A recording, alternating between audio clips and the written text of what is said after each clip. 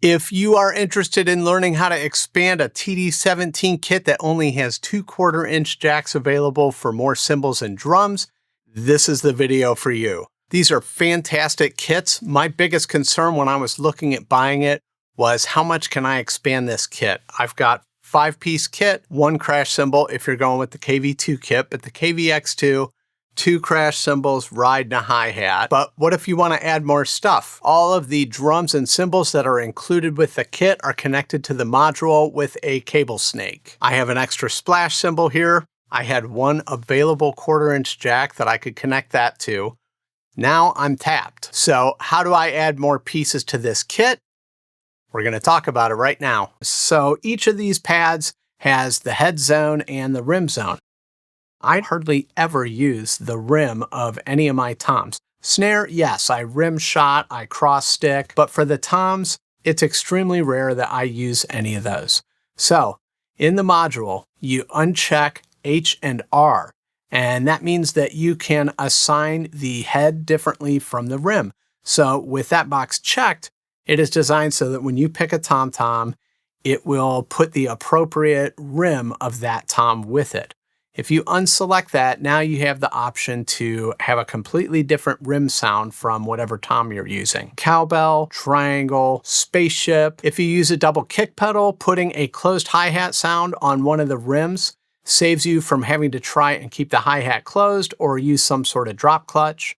That way you can do double kick pedal with a closed hi-hat. Just shorten the decay to keep it closed. To take it one step further, the TD-17 has 2 extra inputs. The KVX2 that comes with 2 crash cymbals is already using one of those inputs for triggers, the crash 2. That leaves me with 1 auxiliary input. I can use that for a splash. I can use it for whatever I want. But at that point, I can't do any further expanding of the kit unless I go the route of splitting the head and rim signals from some of the drums. I have found a way to add cymbals or other drums to my kit by taking the rim sound and reassigning it as a cymbal. As you may have noticed, I've got a splash cymbal right here. This is the CY5, and what I found was a splitter, and this is a 1/4-inch Y splitter, and I can take the signal from the tom and I can split the head and send it to the tom, and I can split the rim and send it to a cymbal. I can send it to a percussion trigger. I can send it to another drum if I want. And then again, in the module, I can select different sounds for the head and the rim. I give up the rim sound on the tom, but it allows me to add another piece to my kit. So for the splash cymbal right here, I don't need the rim on this tom. I have it split off so that the head is played when I hit the head, and then the splash is the rim sound, and I have a splash cymbal assigned to it. This splitter is from a company called drumsplitters.com. Now, what I just talked about doesn't work with just any 1/4-inch Y splitter. Trust me, I tried using adapters that I had laying around. I tried ordering specific ones. I searched the reviews. Yes, these work with electronic drums. What I found out in that process was that you can't just use any type of splitter to do this with Roland V-Drum Kit. The nerd answer is that one of the inputs needs to have added resistance. It's got to be a splitter that was designed to be used with a Roland drum kit. I found a splitter that would work with this kit, but it was from some company in Germany, and I would have to do overseas shipping. I wanted to find a solution for you that is easily accessible, that's affordable, and that works. And that's when I ran across drumsplitters.com. I reached out to them. Great company, great guys. He sent me one of these to check out and review for you. So I can tell you that it absolutely works. It's good quality. It's reasonably priced.